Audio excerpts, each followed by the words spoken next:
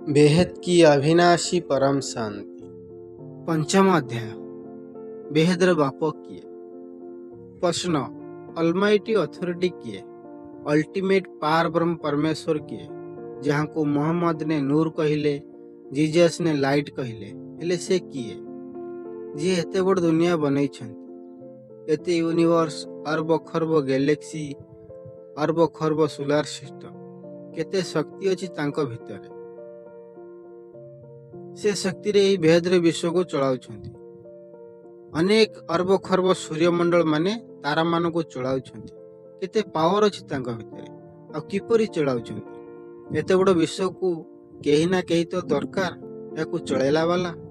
यदि कथा कहिबा मनुष्यर शरीर आत्मार बिना चली पारिबो नाही, तो ये अरब खरब यूनिवर्स किपरि चलुछि भाबियार कथा।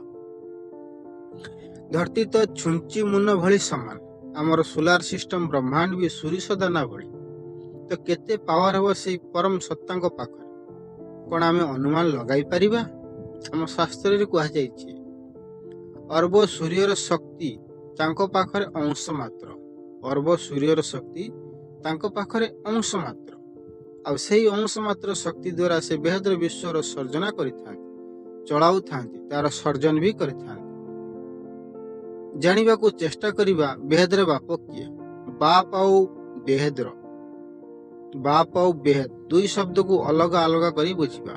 बाप तो स्थूल शरीर भी बाप अछि, पांच तो मनुष्य भी बाप अछि, तीन तत्व वाले देवता मानकर भी बाप अछि, एई ब्रह्मांडर भी बाप अछि निराकार शिवंकर, गैलेक्सी रे भी बाप अछि महाशिवंकर, बा अर्थात बाप माने रचयिता।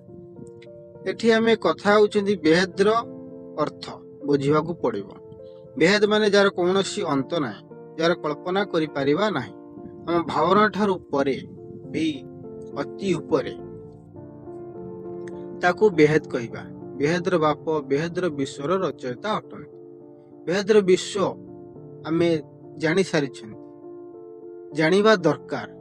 जी अनंत अनंत मल्टीवर्स यूनिवर्स रचयिता अटंती, तांकू बेहदर बाप कहिबा। बेहदर बाप ही बेहदर विश्व को जानिछंती। तार आदि मध्य अंत ज्ञान सीए ही दे परिबे। गीतारे भी कहा जायछि, मु जिए मु जेपरि मते केही जानि परिबे नाही। एपरि काहे कहा जायछि? आमे तांकू किपरि जानि परिबा? बेहदर बाप को आमे ज्ञान द्वारा जानि परिबा। एबे प्रश्न अछि कि को ज्ञान द्वारा जानिबा? एही पूरी बेहदर विश्वर रहस्य माने बेहदर ड्रामा किपरि बनिला, किए बनाइला, किपरि चले, किए चलाउछंती, को पर्यंत चले, जे एही सब प्रश्नर उत्तर दे परिबो से ही बेहदर बाप। मनुष्य को एही बेहदर विश्व को जानिया पई असंभव प्रतीत हुए। तार रचयिता को किपरि जानि परिबो? सेति पई परमात्मा कहंती, मु जेबे आसे तेबे मु निजर परिचय देइथाय, नहले मते केही जानि परिबे नाही। षष्ठ अध्याय। बेहदर योग कहा सहित? शिव योग तो आमे समस्ते शुणिछंती। प्रथमे शिव युग बुझिबा। शिव आउ युग दुई शब्द को अलगा करिबा। शिव आम एई ब्रह्मांडर रचयिता अटंती। शिवंकर तीन रूप, निराकारी, आकारी और साकारी। निराकार शिव परमधाम रे रही थांती, आकारी शिव शिवपुरी रे रही थांती, साकारी शंकर कैलाश रे रुहंती। योग माने जोड़िबा बा मने पकाइबा। जहाँ को आत्मा मने पकाई थाए ता सहित आत्मार कनेक्शन जोड़ी होई थाए, यह को योग कहा जाए। शिव को मने पकाई पकाई आत्मार कनेक्शन शिव परमात्मा सहित हो जाए, आउ यह को शिव योग कहा जाए। शिव को दुई प्रकार भाव में मने पकाई हेबो। निराकार शिव को मने पकाई हेबो, आउ साकारी शिव माने शंकर को भी मने पकांती। ज्योतिर्लिंग को भी मने पकाई हेबो, जहाँ निराकार शिवंकर प्रतीक अटे। आत्मा जबे निराकार शिव को डाके मने पकाए, तांको ठारू पावर आसता है। धीरे धीरे तपस्या करी करी निराकार परमात्मा धाम माने परम धाम को चले जाए। यही परी आकारी शिव को मने पकाई डाकी डाकी शिवपुरी को जाई परिवो। जहाँ को डाकिवो ता सहित कनेक्शन जोड़िवो, पावर मिलिवो। शिव योग द्वारा उपरे महाशिवयोग माने महाब्रह्मांडर मालिक गैलेक्सीर रचयिता महाशिवंकर एक संकल्प पावर खर्ब टुकुड़ा है खर्ब शिवंकर रचना है। आमे कहीपर महाशिव शिवंक ठारू खर्ब गुणा अधिक पावरफुल आमे कहीपर महाशिव शिवंक ठारू खर्ब गुणा अधिक पावरफुल। आत्मा महाब्रह्मांडर ज्ञान नहीं महाशिवंक ठारे कनेक्शन जोड़ी पावर नहीं पारिबे आउ सेहीपरि महाशिवंकर महापरम धाम को जाइपर यहाकू महाशिवयोग कहुए। यहीपरि परम महाशिव माने परम महाब्रह्मांड यूनिवर्सर रचयिता अटे जहाँ सहित कनेक्शन जोड़ी आत्मा परम महाशिव द्वारा पावर भरी परम महाशिव समान बनी पार परम महाधाम को जाइपर। एबे कहिबा बेहेद्र योग कौन अटे जाकू डाकिबो ता सहित कनेक्शन जुड़िबो तार पावर मिलिबो। बेहेद्र पावर दरकार तो बेहेद्र विश्वर रचयिता सहित जोड़ाकू हेबो जी ऊंचा ठारू ऊंचा अथॉरिटी अल्टीमेट पावर हाउस बेहेद्र बाप अटे जी बेहेद्र कलार परम धाम रे रुहंती जी अनंत आनंद मल्टीवर्सर भी रचयिता अटंती तांकू डाकिबा मने पकईबा कनेक्शन जोड़िबा ही बेहेद्र योग अटे। बेहेद्र बाप सहित कनेक्शन जोड़िबा पई आत्मा को सर्वप्रथमे आत्मस्वरूप रे स्थित होई कनेक्शन जोड़िबा दरकार कहीं ना पावर तो आत्मा को नेबार अच्छी यापाई आत्मा को देह आउ देहर सर्वसंबंध भूली निजर शरीर भी स्मृति न रहे यही स्थिति रे निजको स्थित करी अलमाइटी अथॉरिटी को डाकिले अलमाइटी अथॉरिटी पावर आत्मा को मिलिबो।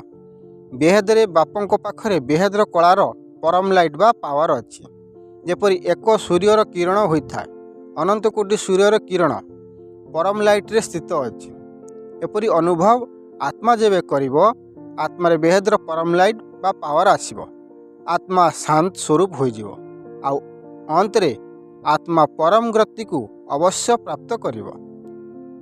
सप्तम अध्याय बेहेद्र विश्वर महापरिवर्तन पाई महामंत्र परम शांति हेले कहार परम शांति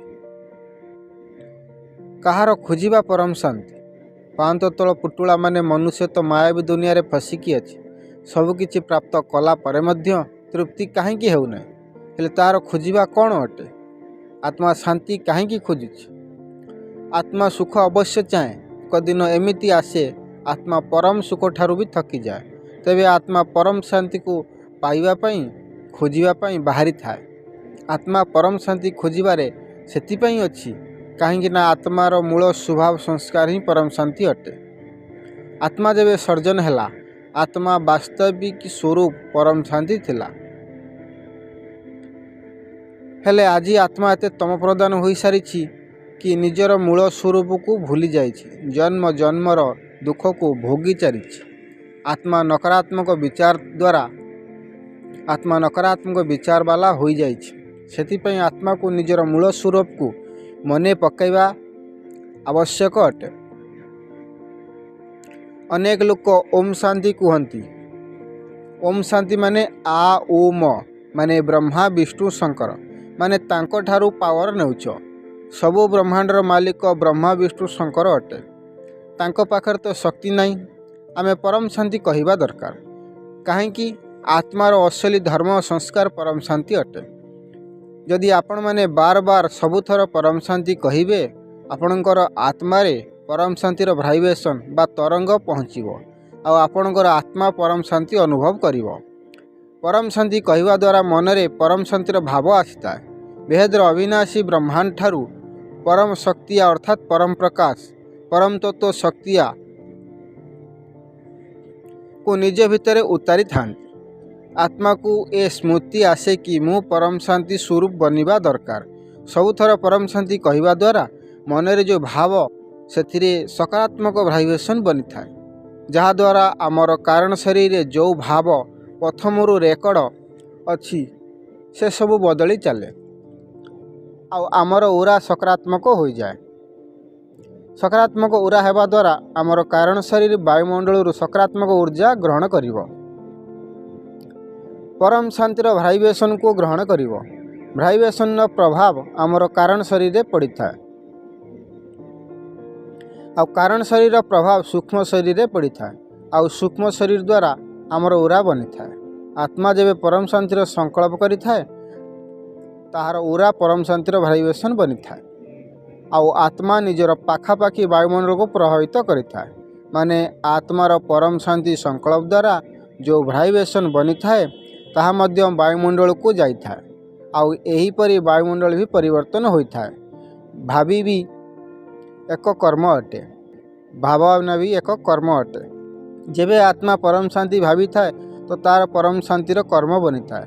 आत्मा परम शांतिर अनुभव करि थाए।